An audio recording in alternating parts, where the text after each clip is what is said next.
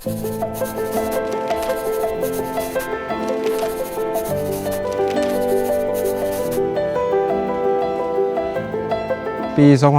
สกลนครเกิดพายุถล่มก็ทำให้คันคูดินของอ่างห้วยทรายขมิ้นเนี่ยขาดพระบาทสมเด็จพระเจ้าอยู่หัวทรงห่วงใยราษฎรในพื้นที่พระองค์ก็ได้มาช่วยเหลือปรับปรุงทั้งหมด 22 อ่างที่อยู่ในจังหวัดสกลนครของเรา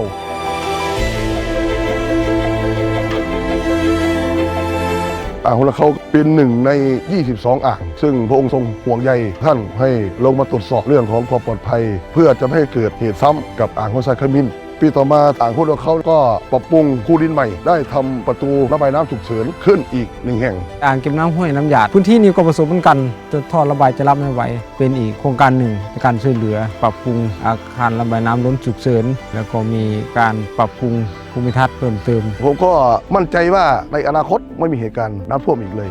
พระบาทสมเด็จพระเจ้าอยู่หัวทรงห่วงใยราษฎรที่ประสบภัยธรรมชาติในทั่วทุกภาคอันส่งผลกระทบต่อการดำรงชีวิตทรงพิจารณาแนวทางแก้ไขปัญหาอย่างต่อเนื่องเพื่อให้ราษฎรสามารถประกอบอาชีพได้อย่างปกติสุขและมีคุณภาพชีวิตที่ดีขึ้นเป็นความโชคดีเนาะครับอยู่ในเขตชลประทานเขาจะมีน้ำปลูกพืชเป็นหญ้าเลี้ยงงัวมีน้ำใช้ในฤดูแล้งได้ครับเพราะว่าน้ำอ่างทำนานได้ตลอดปีครับปีหนึ่ง2 ครั้งครับมีศูนย์ศึกษาการพัฒนาภูพานอันเนื่องมาจากพระราชดำรินำความรู้มาให้ชาวบ้านได้มีองค์ความรู้ในการบริหารจัดการน้ำอนุรักษ์ดินพืชปศุสัตว์ให้เกิดประโยชน์จะอยู่ใต้พระบารมีของพระองค์ท่านด้วยความซื่อสัตย์จะยึดมั่นดำเนินวิถีชีวิตตามหลักปรัชญาของพระองค์ท่านเพื่อจะสืบสานรักษาพัฒนาต่อยอดต่อไปแก่ลูกแก่หลาน